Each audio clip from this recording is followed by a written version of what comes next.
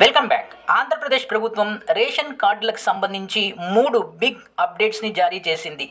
దాంట్లో మొదటిగా కొత్త రేషన్ కార్డులకు సంబంధించి, రెండోది ఆల్రెడీ ఉన్నటువంటి రేషన్ కార్డులకు క్యూఆర్ కోడ్ టెక్నాలజీతో స్మార్ట్ రేషన్ కార్డులను జారీ చేయడం, మూడోది వాట్సాప్ ద్వారా రేషన్ కార్డ్స్ కోసం అప్లై చేసుకోవటం.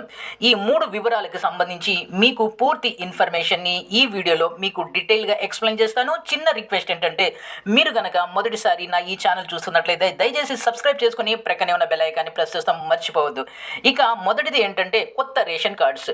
ఇప్పటి వరకు ఎవరికైతే రేషన్ కార్డ్స్ లేవో కొత్తగా రేషన్ కార్డ్స్ని మన 2025 జూన్ నుంచి రిలీజ్ చేయబోతుంది. సో దీనికోసం మనకు మే 15 నుంచి వాట్సాప్ ద్వారా అప్లై చేసుకోవచ్చు. బాగా అర్థం చేసుకోండి, మీరు రేషన్ కార్డు అప్లై చేసుకోవడం కోసం మీరు సచివాలయానికి వెళ్ళనవసరం లేదు. డైరెక్ట్గా మీరు వాట్సాప్ ద్వారా కొత్త రేషన్ కార్డ్స్ కోసం అప్లై చేసుకోవచ్చు. ఈ కొత్త రేషన్ కార్డ్స్ అనేవి మీకు 2025 జూన్ 10 నుంచి డిస్ట్రిబ్యూషన్ అనేది చేయడం అంటే జారీ చేయడం జరుగుతుంది. ఇక ఎవరైతే ఇప్పటికీ రేషన్ కార్డ్స్ ఉన్నాయో ఈ రేషన్ కార్డ్స్ అన్నిటినీ కూడా ప్రభుత్వం ఈ రేషన్ కార్డుల బదులు కొత్త రేషన్ కార్డ్స్ అనేవి జారీ చేయబోతుంది. ఈ కొత్త రేషన్ కార్డ్స్లో క్యూఆర్ కోడ్ టెక్నాలజీని యూజ్ చేసి స్మార్ట్ రేషన్ కార్డ్స్ అనేవి ఇవ్వబోతుంది. ఈ కొత్త లేక స్మార్ట్ రేషన్ కార్డ్స్ కూడా మనకు జూన్ 2025 జూన్ 10 నుంచి ఇవ్వబోతుంది. అయితే ఇప్పుడు కొత్తగా రేషన్ కార్డ్స్ కోసం అప్లై చేసుకోవాల్సినటువంటి వాళ్ళు ఎవరైతే ఉన్నారో వాళ్ళు రేషన్ కార్డు కోసం మీరు సచివాలయానికి వెళ్ళనవసరం లేదు. జస్ట్ ఒక వాట్సాప్ నెంబర్కి హాయ్ అనే మెసేజ్ పెట్టడం ద్వారా అక్కడికి వచ్చేటటువంటి పాపప్ మెనూని ఫాలో అవుతూ మీరు అప్లికేషన్ని ఫిల్ చేసి మీరు రేషన్ కార్డు పొందవచ్చు. మీరు మీ మొబైల్ ద్వారానే రేషన్ కార్డు పొందవచ్చు. మీరు ఎక్కడికి కూడా వెళ్ళవసరం లేదు. ఈ నెంబర్ ఏదైతే ఉందో ఆ నెంబర్ని మీకు డిస్క్రిప్షన్లో ఆ నెంబర్ని పిన్ చేస్తాను. ఆ నెంబర్స్కి మీరు జస్ట్ వాట్సాప్ అని చేయండి. వాట్సాప్లో హాయ్ అని మెసేజ్ పెట్టండి. హాయ్ అని మెసేజ్ పెట్టగానే మీకు ఒక పాపప్ అనేది డిస్ప్లే అవుతుంది. చాట్ బోర్డ్ రూపంలో పాపప్ అనేది డిస్ప్లే అవుతుంది. దాంట్లో మీరు రేషన్ కార్డ్ అప్లికేషన్ అని టైప్ చేయండి, లేక ఓరల్గా అడగండి.